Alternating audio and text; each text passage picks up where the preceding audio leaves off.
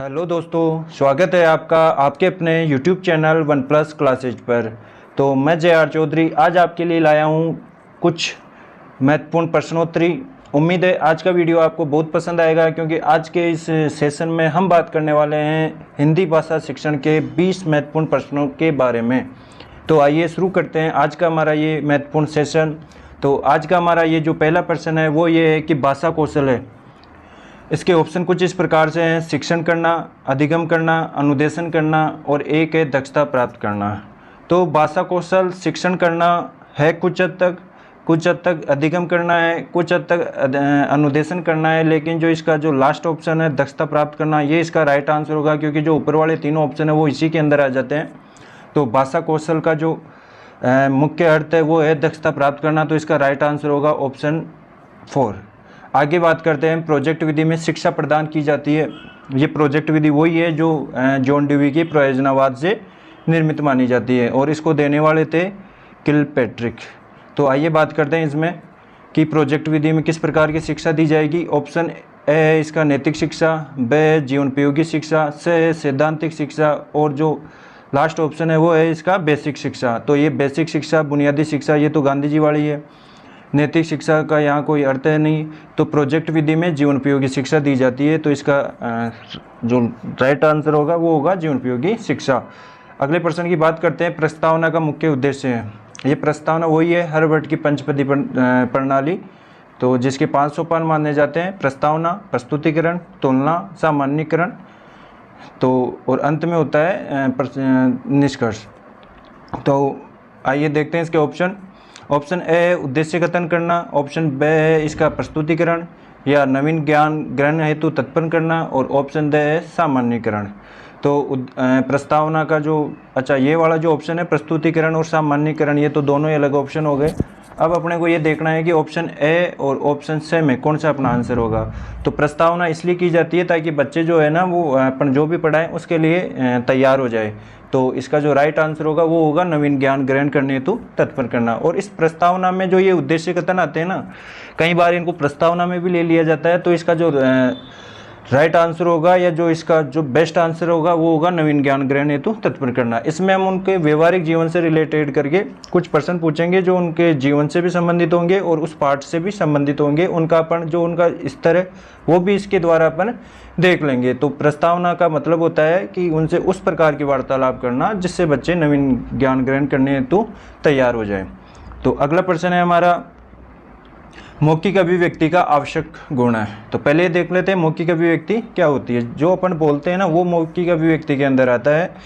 तो इसके जो ऑप्शन है वो इस प्रकार से हैं: गतिशीलता, ग्राह्यता, प्रभाव उत्पादकता और उच्चारण की शुद्धता। तो इसमें ये पूछा गया है कि आवश्यक गुण कौन सा है कि जिसके बिना मौखिक अभिव्यक्ति का कोई काम नहीं चले।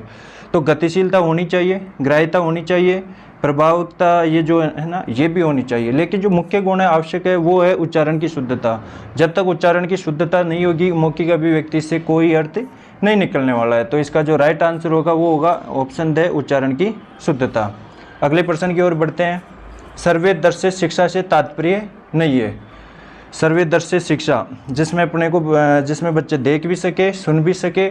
तो इसका अर्थ ये बेसिकली ये जो प्रश्न पूछा गया है ये सर्वदर्शी सामग्री से पूछा गया है। तो अपने को इसका उत्तर देते वक्त ये ध्यान रखना है कि ये सर्वदर्शी सामग्री की उपयोगिता पूछ रहा है।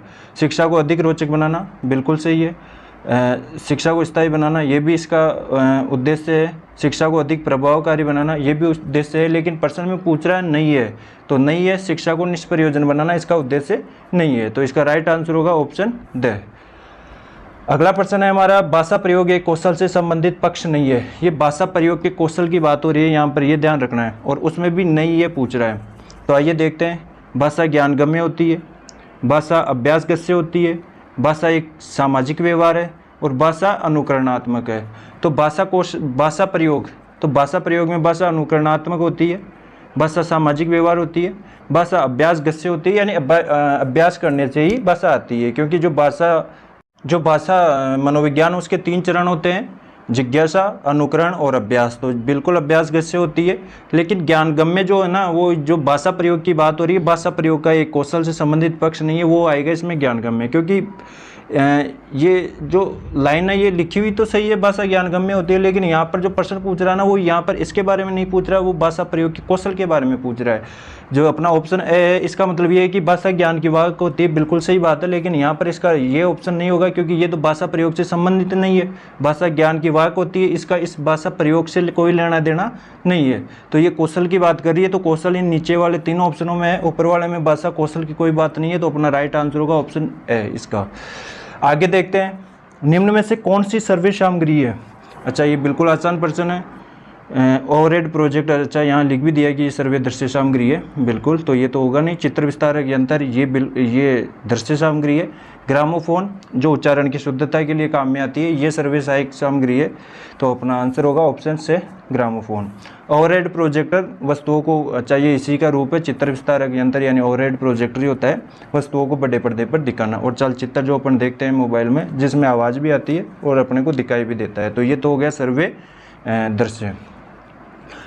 अच्छा जो ओवरहेड प्रोजेक्टर होता है वो केवल दृश्य होता है, ये ध्यान रखना, और चित्र विस्तारक केवल दृश्य होता है, लेकिन जो चलचित्र होता है वो सर्वे और दृश्य दोनों होते हैं। लेकिन जो ग्रामोफोन होता है उसमें उच्चारण की शुद्धता के लिए प्रयोग में लिया जाता है, ये बिल्कुल सर्वे सहायक सामग्री है। इसी की तरह gramophone, tape recorder, radio, Linguaphone, ये सभी जो है सर्वे सहायक सामग्री के अंदर आते हैं। कई बार प्रश्न पूछा गया है ग्रामोफोन से, तो ध्यान में रखिएगा इसको। अगला हमारा प्रश्न है, सर्वाधिक प्रभावशाली शिक्षण सामग्री है। तो सर्वाधिक प्रभावशाली प्रक्षेपित, प्रत्यक्ष अनुभव, या इनमें से कोई नहीं। तो जो प्रत्यक्ष अनुभव होगा, बच्चा करके सीखेगा, वो सबसे ज़्यादा प्रभावशाली होगा, तो इसका राइट आंसर होगा ऑप्शन से प्रत्यक्ष अनुभव। आगे बात करते हैं अपन कौन सी प्रक्षेपित सामग्री है। प्रक्षेपित सामग्री वही प्रोजेक्टर वाली, जिससे किसी विषय वस्तु को बड़े पर्दे पर या चित्रों को विस्तार करके बड़े पर्दे पर अपन दिखा सके। प्रोजेक्टर के बारे में पूछ रहा है। प्रक्षेपित का मतलब जहाँ प्रक्षेपित आ जाए इसका मतलब प्रोजेक्टर से है। तो बुलेटिन बोर्ड एक सूचना पट होता है स्कूलों में, जिसमें से कुछ नोटिस वगैरह चस्पा दिया जाता है। प्रतिमान मॉडल को कहते हैं। तो ये बुलेटिन बोर्ड और ये प्रतिमान दोनों ही दृश्य सहायक सामग्री है। OHP यानी ओवरहेड प्रोजेक्टर, ये बिल्कुल ये अपना प्रक्षेपित सामग्री हो गया। और फ्लैनन बोर्ड, ये भी एक दृश्य सामग्री है। तो जो ए, बे और दे है, ये दृश्य सहायक सामग्री है, जबकि अपना OHP ओवरहेड प्रोजेक्टर, ये प्रोजेक्टर की बात हो रही है, ये अपनी प्रक्षेपित सामग्री हो जाएगी। तो अगला हमारा प्रश्न है, भाषा शिक्षण में कौन सा बिंदु सबसे कम महत्वपूर्ण है। यहाँ बात हो रही है कि सबसे कम महत्वपूर्ण कौन सा है, भाषा शिक्षण। भाषा शिक्षण से तात्पर्य है कि बच्चों को भाषा का ज्ञान करवाना। इस भाषा का ज्ञान करवाना। तो इसका ऑप्शन ए है भाषिक परिवेश, ये तो सबसे ज़्यादा महत्वपूर्ण है। भाषिक परिवेश, जब तक बच्चों को उचित भाषिक परिवेश नहीं मिलेगा वो भाषा नहीं सीख पाएंगे। पाठ्य सामग्री, ये भी आवश्यक है। परीक्षाएं, ये इतनी आवश्यक नहीं है। अगला है भाषाई अभ्यास। अभ्यास तो आवश्यक है। हमने भाषा मनोविज्ञान में पढ़ा है कि भाषा सीखने के 3 क्रम होते हैं, जिज्ञासा, अनुकरण और अभ्यास। बालक जिज्ञासा, अनुकरण और अभ्यास से भाषा सीखता है, तो भाषाई अभ्यास भी आवश्यक है, पाठ्य सामग्री भी आवश्यक है। लेकिन परीक्षाएं ले तो ले, ना ले तो कोई फर्क पड़ने वाला नहीं है भाषा शिक्षण में। तो जो सबसे कम महत्वपूर्ण है वो होगा इसका परीक्षाएं। और यदि इसका दूसरा रूप ये पूछ लिया जाता है कि सबसे ज़्यादा महत्वपूर्ण कौन सा है, तो भाषिक परिवेश, ये इसका राइट आंसर होता है। और जो CTET में सबसे ज़्यादा बार पूछा गया है वो ये पूछा गया है कि भाषा अधिगम या भाषा अर्जन करने के लिए जो सबसे महत्वपूर्ण बिंदु है वो क्या है, तो उसमें अपना ऑप्शन होगा भाषिक परिवेश। तो उसमें तब उस स्थिति में राइट आंसर होता है भाषिक परिवेश, लेकिन यहाँ पर पूछा जा रहा है सबसे कम महत्वपूर्ण, तो इसमें अपना जो राइट आंसर होगा वो होगा परीक्षाएं। अगला प्रश्न देखते हैं हम, सतत एवं व्यापक मूल्यांकन का उद्देश्य है, यानी ये CCE की बात कर रहा है, सतत और व्यापक मूल्यांकन, और वो भी पूछ रहा है। तो इसमें से जो नेगेटिव पॉइंट होगा वो अपने को हटाना है। अच्छा, मूल्यांकन का उद्देश्य है, तो बालक की तर्क शक्ति का मूल्यांकन, हाँ ये उद्देश्य है एक। विकास के सभी पक्षों का मूल्यांकन, ये भी है। बालक के ज्ञान का मूल्यांकन करना, ये भी है। बालक की समझ का मूल्यांकन करना, ये भी है। तो इसमें चारों ही आंसर अपने सही है। तो अब अपने को ये देखना है कि इनमें से सबसे बेस्ट कौन सा है, जिसमें से बाकी के सभी आ जाए। तो ये वाला जो है ना, विकास के सभी पक्षों का मूल्यांकन, ये CCE का अर्थ होता है सतत और व्यापक मूल्यांकन। सतत और व्यापक मूल्यांकन से तात्पर्य है कि बालक के सभी पक्षों का मूल्यांकन करना। तो इसका जो ये तर्क शक्ति, ज्ञान का मूल्यांकन, समझ का, ये सभी इसी में आ जाएंगे। तो अपना राइट आंसर होगा ऑप्शन बे। अगले प्रश्न की ओर बढ़ते हैं हम। पठन का प्रथम स्तर है। पठन का प्रथम स्तर की बात हो रही है। छोटे बच्चे सबसे पहले क्या पढ़ेंगे जब बच्चा नया नया स्कूल में जाएगा? शब्द पठन। अच्छा, शब्द पठन नहीं कर पाएगा क्योंकि उसको वर्णमाला का ज्ञान नहीं होगा। प्रथम स्तर की बात हो रही है कि जाते ही बच्चे क्या पढ़ेंगे? वर्ण पठन, ये भी नहीं होगा। चित्र पठन और अगला है शाब्दिक पठन। जब वर्ण पठन नहीं हो सकता है तो शब्द पठन भी नहीं होगा, शब्द पठन नहीं हो सकता है तो शाब्दिक पठन भी नहीं होगा। तो इसका राइट आंसर होगा ऑप्शन से चित्र पठन। चित्र पठन से तात्पर्य है कि बच्चे को अगर अपन कोई चित्र दिखाएंगे तो बच्चा समझ जाएगा कि ये चित्र किसका है, इसी को चित्र पठन कहते हैं। जैसे बच्चे को भैंस का दिखाए, बच्चा समझ जाएगा ये भैंस है। किसी फल का चित्र दिखाए, बच्चा समझ जाएगा कि इसमें कोई किस फल की बात हो रही है, उसी को चित्र पठन कहते हैं। तो बच्चा जब छोटा बच्चा होता है, स्कूल में जाते हैं, तो उसमें केवल और केवल या आंगनबाड़ी से बात करें, पठन का जो प्रथम स्तर है वो आंगनबाड़ी से ही प्रारंभ हो जाता है। उसमें तो बच्चों को जो किताबें दी जाती है उसमें केवल वो चित्र देखते हैं और इसके अलावा कुछ भी नहीं देखते हैं। तो पठन का प्रथम स्तर होता है चित्र पठन। उसके बाद में वर्ण पठन आएगा, फिर शब्द पठन आएगा और फिर शाब्दिक पठन आएगा। तो पठन का प्रथम स्तर हो गया चित्र पठन। आइए अब अगले प्रश्न की ओर बढ़ते हैं। हिंदी शिक्षण में नवाचार नहीं है। नवाचार का मतलब जो वर्तमान में जो कोई नया तरीका पढ़ाने का उसकी बात हो रही है। कौन सा नहीं है? सेमिनार का प्रयोग, ये बिल्कुल नवाचार है। टोली शिक्षण यानी दल शिक्षण की बात हो रही है, ये भी नवाचार है। सूचनाओं का आदान प्रदान, ये नहीं लग रहा मुझे, कुछ देर के लिए इसको होल्ड कर देते हैं। अपने को क्या करना है, इसमें सभी ऑप्शन पढ़ने हैं, उसके बाद में हम अपने निष्कर्ष पर पहुंचेंगे। और आगे खेल खेल में शिक्षा, ये भी नवाचार है। तो इसका जो ऑप्शन से है सूचनाओं का आदान प्रदान, ये नवाचार नहीं है, ये पहले भी होता आया है, प्रारंभ से होता आ रहा है। तो सूचनाओं का आदान प्रदान करना नवाचार नहीं है। जबकि सेमिनार, टोले शिक्षण और खेल खेल में शिक्षा, ये सबसे ज़्यादा नवाचार तो ये है खेल खेल में शिक्षा देना। तो इसका राइट आंसर होगा ऑप्शन से नवाचार नहीं है की बात कर रहा है। आगे पत्र पत्रिकाएं भाषा सीखने में, यानी कुछ बुक्स की बात हो रही है, त्रुटियों को बढ़ावा देती है, नहीं, ये नेगेटिव ऑप्शन हो गया इसका। बड़ों की पढ़ने की वस्तु है, नहीं, छोटे भी पढ़ सकते हैं। और एक है बाधक है, बाधक कैसे होगी? साधक होगी। तो इसका राइट आंसर होगा, बिल्कुल आसान प्रश्न है कि पत्र पत्रिकाएं सीखने में साधक है। यहाँ पर साधन भी लिखा हो सकता था, अगर ऑप्शन होता है साध्य है तो साध्य नहीं है, साधक है। साधक और साध्य में आपको अंतर पता होगा, फिर भी मैं बता देता हूँ। साधक जो सहायक होती है और जो साध्य जो अपना टारगेट होता है। तो जो लक्ष्य होता है उसको तो साध्य कहते हैं, और जो उसको प्राप्त करने में जो कोई साधन होता है, जैसे पाठ्य पुस्तक हो गई या कोई अन्य सहायक सामग्री, वो अपनी साधक होती है। तो पत्र पत्रिकाएं भाषा सीखने में साधक होगी। अगला प्रश्न है हमारा, मौन वाचन में से भाषा शिक्षण की विधि है। अच्छा, अब ये पूछ रहा है कि मौन वाचन भाषा शिक्षण में क्या है, बस ये पूछ रहा है। तो मौन वाचन शिक्षण की ओर से वाचन की प्रथम पीढ़ी है, नहीं, वाचन की प्रथम पीढ़ी तो सहस्वर वाचन है। अपने को पता है कि सहस्वर वाचन पहले आता है और सहस्वर वाचन के बाद में ही मौन वाचन आता है। मौन वाचन सहस्वर वाचन से पहले होता है। वैसे जो पहली और दूसरी लाइन है उसका अर्थ एक ही है कि ये कहना चाह रहा है कि सहस्वर वाचन जो होगा वो जो मौन वाचन होगा वो सहस्वर वाचन से पहले आएगा, जबकि अपने को पता है कि जो मौन वाचन होता है वो सहस्वर वाचन के बाद में आता है। तो ये दोनों ऑप्शन तो कट गए। अगला देखते हैं, मौन वाचन से छात्र प्रारंभ में अच्छी तरह से सीखता है। ये भी कुछ मैच नहीं हुआ कि प्रारंभ में अच्छी तरह से सीखता है। अगला ऑप्शन देखते हैं, मौन वाचन भाषा शिक्षण में सहस्वर वाचन सीखने के बाद में प्रारंभ होता है। ये बिल्कुल सही बात है कि जो मौन वाचन होता है वो भाषा शिक्षण में सहस्वर सीखने के बाद में प्रारंभ होगा। तो इसका राइट आंसर है ऑप्शन ड। अगले प्रश्न की ओर बढ़ते हैं, प्रश्नोत्तर विधि के प्रवर्तक है। अच्छा, प्रश्नोत्तर विधि जॉन डेवी नहीं है, ये तो प्राइज नवाद के हैं। किलपेट्रिक, ये जॉन डेवी के शिष्य थे जिन्होंने परियोजना विधि दी थी। सुकरात और प्लेटो। तो इसका राइट आंसर होगा ऑप्शन से सुकरात। सुकरात ही प्रश्नोत्तर विधि के जनक है। प्रश्नोत्तर विधि को खंडान्वयन विधि भी कह दिया जाता है कभी कभार।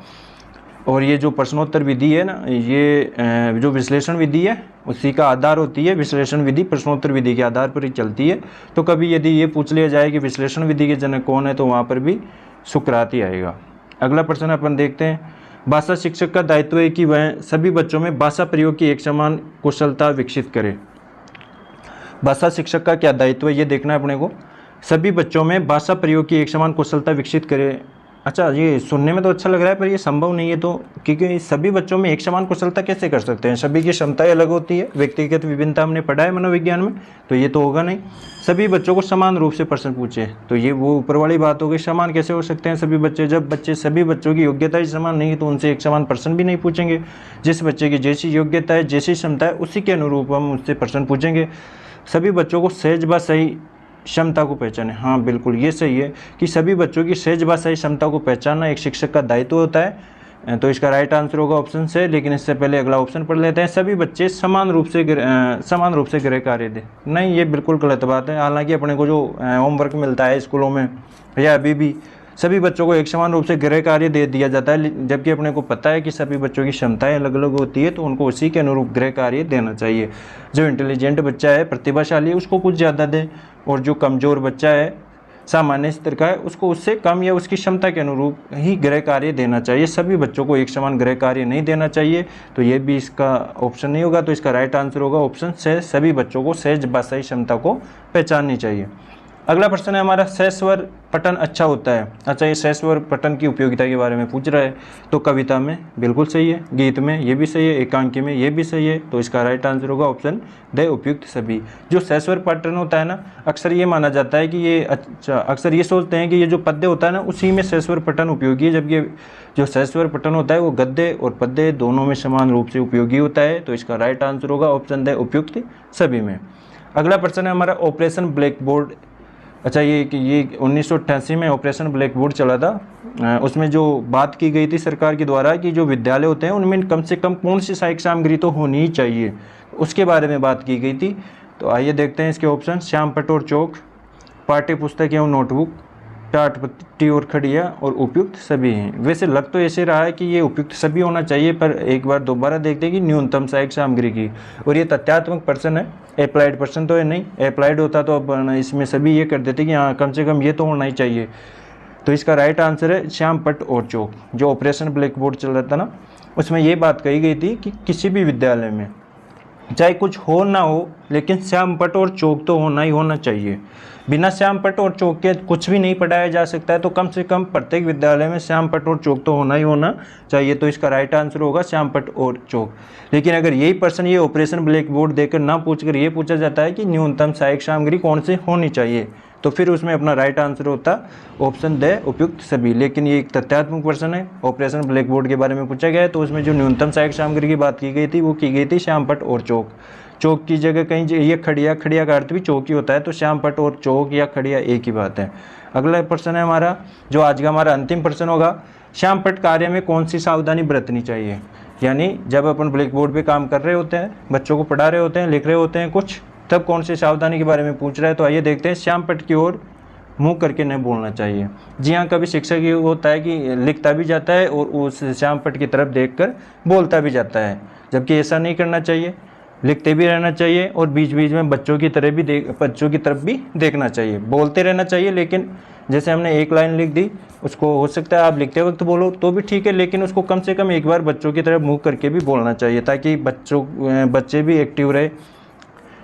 अगला अपना ऑप्शन है, श्यामपट्ट पर 2-2 अक्षर लिखिए ताकि कक्षा का अंतिम छात्र भी उसे पढ़ सके। ये भी बात सही है कि लगभग 2-2 अक्षर लिखने चाहिए, ताकि पीछे वाले छात्रों को भी दिखाई दे सके। चित्रों को रंगीन चौक से खींचना चाहिए, ये भी सही बात है। रंगीन चौक से खींचेंगे तो वो आकर्षक लगेंगे, यानी प्रभावक होगा। तो इसके सभी आंसर जो है, सभी ऑप्शन वो राइट है। तो इसका आंसर होगा उपयुक्त द। तो ये थे आज के हमारे 20 महत्वपूर्ण प्रश्न। उम्मीद है आज का वीडियो आपको ज़रूर पसंद आया होगा। आपसे उम्मीद करता हूँ कि आप चैनल को लाइक कर रहे होंगे, सब्सक्राइब तो कर ही दिया होगा, और यदि वीडियो पसंद आता है तो इसको ज़्यादा से ज़्यादा शेयर कीजिएगा। मैं आपसे विदा लेता हूं। जल्दी इससे अगले वीडियो में फिर से मिलने वाला हूं, उसमें भी वही 20 महत्वपूर्ण प्रश्नों के साथ में एक बार फिर हाजिर होंगे। तब तक के लिए धन्यवाद।